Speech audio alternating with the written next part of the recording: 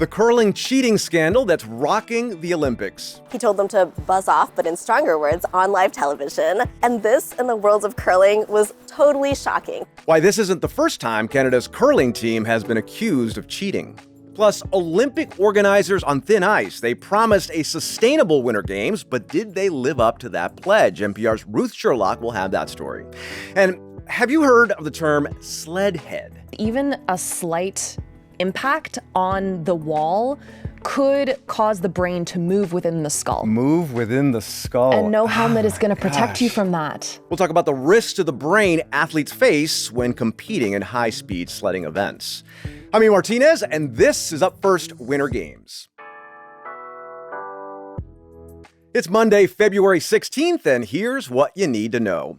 Norway's Johannes Klæbo won his fourth gold medal these games, making him the most decorated Winter Olympian of all time. The cross-country star now has a total of 9 career Olympic gold medals, and his win on Sunday cements his place as one of the most dominant skiers the sport has ever seen. And get this, he may not be done yet. The 29-year-old still has 2 more events where he's the favorite for the top spot. Speaking of gold medals and history, Brazilian skier Lucas Pinheiro Broughton took home gold in the men's giant slalom, marking the first Winter Olympic medal ever for South America. And the Olympic drought continues for Mikaela Shiffrin as she failed to make the podium in the women's giant slalom on Sunday, finishing 11th. Italy's Federica Brignoni took home her second gold of the Games. NPR's Brian Mann was there and has more on Shiffrin's performance and what she said after the race. This is definitely not that big dramatic comeback moment. The giant slalom is not her best event. She was injured in this event a couple of years ago. That said, as she came by and talked with us, she looked incredibly upbeat, incredibly positive. She said she was really hopeful that she was within touching distance of the leaders. And so she's got one more event here, the slalom, which is her big race. That's going to come on Wednesday. This is her chance to bring home a medal of some kind for the U.S. We'll see if that can happen. Normally, curling has a reputation for being one of the more, shall we say, polite sports at the Olympics. But now an alleged cheating scandal is rocking the Olympic curling world, and things have gotten pretty heated between the men's Canadian and Swedish teams. NPR's Huang has more on to touch or not to touch. What is happening, Pien? All right, A. So in curling, players throw a rock down a sheet of ice, and you have to release it before it gets to something called the hog line. If you don't release it before then, it gets disqualified, it gets burned, you're supposed to take it out of play. Now, the controversy here is over the allegation of a double touch. In a match on Friday, the Swedes accused the Canadian player of touching the stone after he released it, keeping his finger on the stone as it crossed the hog line, which is a big no in curling. Okay, yeah, so why does that matter? Why does this double touch matter so much? Okay, so there's 2 things about the situation, A. Number 1 is the allegation itself, and number 2 is how the Canadians responded.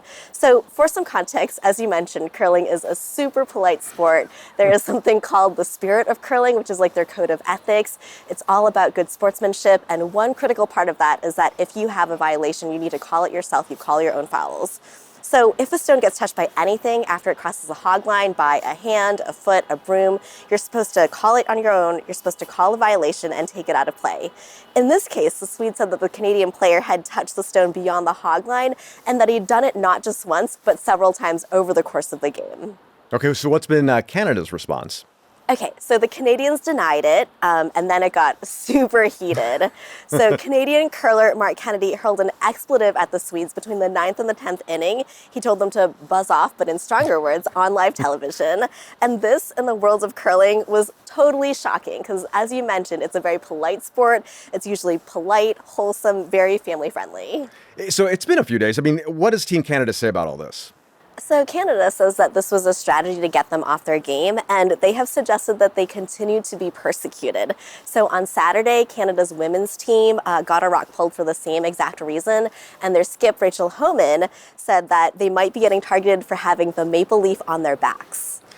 I gotta admit, Pien, I've watched this highlight over and over again, at least 20, 30 times. He has his hand on the handle and then maybe drags his hand on the rest of it before doing the little touch. I mean, I guess, is that allowed, or what are we actually kind of discussing here? So, A, I think the problem is that he was touching any part of the rock at all as it was passing the hog line. That was like the main violation. His finger was still held on the line, according to the Swedes. Not according to Canada, but according to the Swedes, as it crossed that green line that you see on the screen. And I will say also that after this, World Curling did issue a clarification of the rules, which said that at no point during the game should you ever be touching a rock in forward motion. You have to release it from the handle, obviously, but you should not be touching it afterwards. So that was a clarification that they made after this whole scandal started. And the handle has a sensor, right? So, everyone would know once he lets it go. Yeah, absolutely, right. Like if he had been holding the sensor when it crossed the hog line, it would have gone off and the stone would have been automatically disqualified. But the issue here was that he let go of the sensor and was touching the stone as it crossed the hog line, according to the allegations here. Yeah. And maybe our own eyes. I'm going to watch it probably 50 more times before the Olympics is over. Maybe you can figure this out, eh? You and all the internet. I'll come down with my own ruling, and everyone will have to live with it. Okay, Olympic officials, what have they said? Okay, so they have responded. They said that they didn't see it happen during the match, so they couldn't call a violation. They don't use video replays, so they're not going to go back and re-adjudicate it. But on Saturday, the World Curling officials said that they had issued a warning to Canada for inappropriate language because of the swears that had gone through. And they also said that going forward that they were going to be putting more officials into the game to watch the hog line as people were throwing their rocks. Now, another twist in this was that just yesterday they said, never mind, we're not going to do that. We talked with the teams and decided that the officials will be hanging around, but they're only going to be observing when they're invited to or when asked. So that's the latest on this, but that has not stopped the entire internet from stepping in to adjudicate this. And I have to say the memes have been amazing. Oh, and can I say just one more thing? Because It's Canada, and Canadians are known around the world to be so nice. And then to see him mouth that word, I think it run a shock. Total shock. Yeah, absolutely. And another thing, is that everyone says that the Canadians are really, really good at curling. They don't need to be cheating or even, they shouldn't have the wisp of cheating anywhere near them. They're already so good. So yeah, it's been a shock to the curling world for sure. All right, now you're also covering speed skating, and this is one of my favorite sports. I love speedsters. Tell us what's going on with American Jordan Stolz, because he is absolutely killing it there. Yeah, he is completely on fire, It's been amazing. I watched his second of 4 races this weekend, and he came in first in the 500 meters. He set another Olympic record, his second at these Olympics, and he did it with Simone Biles watching in the stands. So it has been amazing. He is now halfway to his goal of getting 4 gold medals at these Olympics. And, he said that he was happy with the results after, but he also said that he was already looking forward to his next race, which is the 1500 meters on Thursday. All right, now, before I let you go, Pien, I heard that you actually struck a little gold. Yes, thank you for letting me brag about this. So I have gotten for myself the gold medal of pins here. I have gotten myself a Snoop Dogg pin. And this was a situation of being in the right place at the right time. So for a little context here, Olympic pin trading is huge. It's its own Olympic sport, and it's something that both attendees and athletes are very fervent about doing. On Sunday, yesterday, I was on my way to the mix zone after the women's 500 meters. I was going to talk to some speed skaters after their race, and I happened to be out in the mix zone at the same time that Snoop Dogg and his entourage were leaving.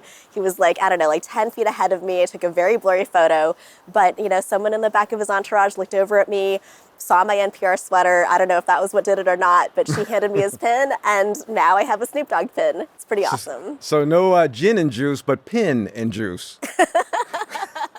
I'm trying here. I know. I'm here for a day. Yeah. That's NPR's Pien Huang. Thanks a lot. Thank you.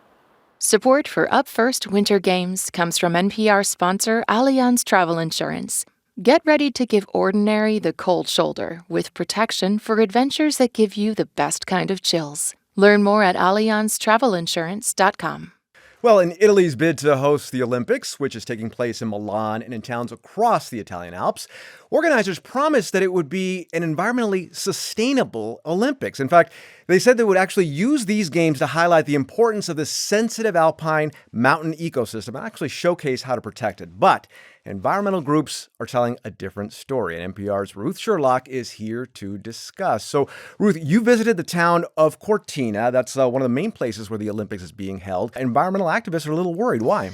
Well, for many reasons, but one was that, when we visited, their stands were being set up for the audience to watch the world's top skiers, but there was one thing conspicuously missing, which is snow. The mountain peaks were bare, there was just yellow grass, and the only snow you could see really was on the pistes, and that was artificial snow. The snowfall is getting less and less with climate change, with these shorter winters. And environmentalists say it's going to take huge amounts of energy and water to have this much artificial snow. In fact, official documents show they were estimating that for these Olympics, they may need as much as 380 Olympic swimming pools worth. Wow. Yeah. Wow. And it's funny because I've had friends of mine that love traveling the world looking for snow to ski on. They've been saying for years that snow is getting harder to find. Now, that amount of water, Ruth, that you mentioned, where are they getting it? Well, this is the thing. They're having to take it from alpine springs and rivers in the area. An environmental activist took me to see one of the sites that they're drawing the water from, and it was this once pristine landscape just kind of turned into a building site. There was bits of broken pipes and huge mounds of earth and trees cut down, and they are taking gallons and gallons per second. And the problem is, what is the impact on local biodiversity, on the local ecology? These rivers are already stressed by climate change and human use. And the thing is, we don't know because the in-depth environmental assessment hasn't been done. In fact, that's the case for about 60% of the some 98 infrastructure projects that have been approved for these games. Yeah, 98. So close to 100. It sounds like a lot. And that's the thing with the Olympics. I mean, it does leave a big footprint. But when it comes to the landscape of this place, how is the Olympics changing the landscape? Well, Cortina is this traditionally tiny town, this jewel in the beautiful Dolomites, this UNESCO World Heritage Site. And when I was there, I counted about 20 cranes for different construction projects. So it will have an impact. The organisers had tried to say, that they were going to try to use existing sporting equipment, existing arenas, existing sporting spaces so that they don't have to rebuild them. And that is the case. Actually, they've managed to kind of use existing structures in most cases. But, one of the most controversial points is about the bobsleigh track in Cortina. There was hopes initially that they would use the bobsleigh track in Innsbruck in nearby Austria. But Matteo Salvini, Italy's deputy prime minister, he intervened and said, no, it's a point of national pride that we have this sport in Italy. And so they had to kind of completely redo the bobsleigh track in Cortina. And that resulted in hundreds of larch trees being cut down from this old growth forest. And it now dominates the landscape. And some of these infrastructure projects actually won't be finished for the Games. They were approved as part of a sort of local development, and it's going to go on for years. It involves new roads and even tunnels through the mountainside. Yeah. These projects, though, they're always sold as the benefit for the local area once the Olympics leave, and that'll be something that they can leave behind. But I mean, that sounds like it's going to be the legacy of these games, for better or worse. That is certainly the hope, to kind of drive more economic development in these rural areas. But, I spoke with the local councillor who's the head of the opposition in the local council there, and she said many, many people don't want this development because they worry it's going to transform this pristine rural landscape. In fact, she said the Olympics in 1956, the last time they were held in Cortina, the climatic conditions were right. They even had one of the ice skating events on a frozen over lake. But here we are having to kind of try to recreate the conditions with artificial snow. And then also back then there was room for development for people to come to Cortina. But now the place is inundated with tourists already. On one single day, you can get like 3,000 people coming to this one lake. Wow. For selfies. Because these places have been promoted on social media. And it's just, she says maybe because of climate change, because of this over-tourism, now isn't really the time to drive development to this area. Wow, the price of a pretty selfie. Yeah. It could be high, right? That's NPR international correspondent Ruth Sherlock. Ruth, thanks a lot. Thank you very much. If you've ever seen the movie Cool Runnings, you know one of the major risks of sliding down the ice in a bobsled is crashing. These athletes are racing over 80, sometimes 90 miles an hour, and a crash is brutal on the body and brain. But there's a lesser-known risk that's catching the attention of scientists, and that is the phenomenon known as sledhead. Here's my conversation with Emily Kwong, co-host of NPR's science podcast, Shortwave. All right, so Emily, besides bobsled, tell us about some of the other sliding sports. Okay, so you got luge. That's where athletes are lying on their backs and initiating those turns with their very strong calves. And then there's skeleton, which I think has the coolest helmets in the Olympics because those athletes are racing head first. Oh, they are very nice. Yeah. Wow, very arty. Uh-huh. Very colorful as well, yeah. So, and you mentioned aerodynamic, right? The helmets are definitely aimed to get that athlete going as fast as possible. Cool as this looks, this sport, all these sports, they come with broken bones, they come with concussions, and one of the lesser known ailments, sledhead. Sledhead. I know what a deadhead is, someone that travels around with the Grateful Dead, but what's sledhead? Wow, my dad would really appreciate that joke. The umbrella term of sledhead describes a wide range of symptoms. Every case is different, but on the list is dizziness, exhaustion, nausea, discomfort with bright lights or loud noises. Some people talk about cognitive problems, forgetfulness, emotional dysregulation issues. But what's so interesting to me about sledhead is the culprit is not a crash. It's not anything dramatic. It's just the routine vibrational exposure and high G-forces that these athletes are experiencing, So if someone's seen Top Gun, they might remember what G-forces are, but remind anyone that hasn't. Yeah, so G-force is just the force felt by the body due to acceleration. So for you and me, just chilling in these office chairs, we feel... We feel G-forces? We have G's right now. Oh, we're pulling bad G's. 1 G. 1 G? That is, that's the force of gravity. Okay. But think about being in a car going around a tight turn.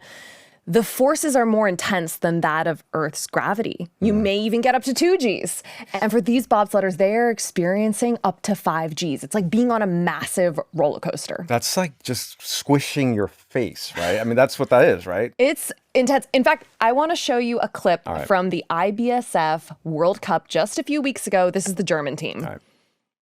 So they're super fast and it's easy to just watch the speed, the athleticism, but think about the acceleration they're experiencing on those turns. Oof. Their brains are like going in multiple directions as they're being whipped around the track. Yeah. And I mean, this is not a smooth ride. I know that the ice looks kind of smooth to us at home, but it's bumpy. And the concern is even a slight impact on the wall could cause the brain to move within the skull. Move within the skull. And no helmet is going to protect you from that. No helmet's going to protect you from that. So the concern for Peter McCarthy, he is a neurophysiologist at the University of South Wales, is what happens when the soft tissue of the brain moves in one direction and the skull moves in the other direction. There's also, of course, the issue of nerve tissue stretching. And it's not just your brain, it's your brain stem, which connects your brain to your spinal cord. That's kind of important for your whole nervous system. So all these impacts, they add up. They add up. Okay, so how do they add up? Well, think about the fact that these athletes, when they are training, they are doing these runs multiple times a day. They're competitive. They want to get as good as possible. They want to practice. And if they have a high G-force run, which, by the way, the sport wouldn't be monitoring for, no one's tracking G-forces on the track. So they're getting exposure to these forces. Maybe they don't know. Maybe they have some sled head, but they're like, I'm going to keep going. If their coaches don't pull them and they're not recovering from those races, the concern for scientists is that the accumulated trauma can create long-term damage. And this is creating a real conversation in the sliding sports because over the last 15 years, there have been a number of high-profile suicides and drug overdoses from retired athletes, some of whom have had brain health issues. So the question is, how can we make the sport maybe safer when the federations that oversee it, they're looking out for concussions for sure, but are they monitoring sled head in the same way? But is it, so why wouldn't it be the same thing, sledhead and concussions? Yes. Okay, this was the number one mystery for me working on this story. I found a neuropsychologist named Aaliyah Snyder who used to be a skeleton athlete. And she's made it her mission to work with athletes on issues like this. She treats athletes for sledhead. And what she says it is subconcussive impacts. Subconcussive. I know, we're getting real doctor here. Those are hits that don't lead to brain damage outright, but maybe create gradual wear and tear on the brain and the nervous system. And the concern for her is that over time, it prevents your body from tolerating the stress of the sled and can create exponential damage down the line. So that sounds like it could be a career ender for people. It was for Aaliyah. She had to medically retire after just 2 years of competing, and she loved it. She used to be a sailor. She loved the speed of skeleton. It felt very right to her, but her brain couldn't tolerate it. She said, I loved the sport, but the sport did not love me. Wow. And it inspired her to become a doctor. So that's pretty cool. Now she basically treats athletes for their sledhead. She rehabilitates them, and she says it's totally possible if sledhead is caught and taken seriously early. So wait, so why wouldn't that be taken seriously? Well, I think what might need to happen is culture change within the sport. The governing bodies for the sport are aware of sledhead. There's been press coverage of it. And in fact, the British Bobsleigh and Skeleton Association, last I heard, has a study that they're doing right now involving concussion and concussive-like symptoms. That's a step in the right direction, but maybe the sport needs to change. You know, Peter McCarthy says we could attach sensors on the helmets. That would allow us to know the G-force exposure of these athletes. We've seen again and again in these games, that athletes will happily compete injured if glory or money or fame or their lifelong dream is on the line. So unless there's some kind of regulatory change or culture change within the sliding sport, sledhead is just going to continue. Oh, well, the NFL actually has made some strides a little bit on concussions. So with CTE. Yeah, with CTE, right. Yes, that's the degenerative brain disease. It's different than what we're talking about, but it's the same kind of internal recognition within the sport that is what drew my attention to this story, and I think these scientists to this very under-researched topic, sledhead. NPR's Emily Kwong. She co-hosts NPR's science podcast, Shortwave. Emily, thanks. Thank you so much, Abe. That's Up First Winter Games for Monday, February 16th. Don't forget to click subscribe and you can donate to help keep our Olympics coverage going. Hit the blue button to give today. I'm A Martínez. We'll see you right back here Tuesday and most days during the Olympic Games. Have a gold medal day.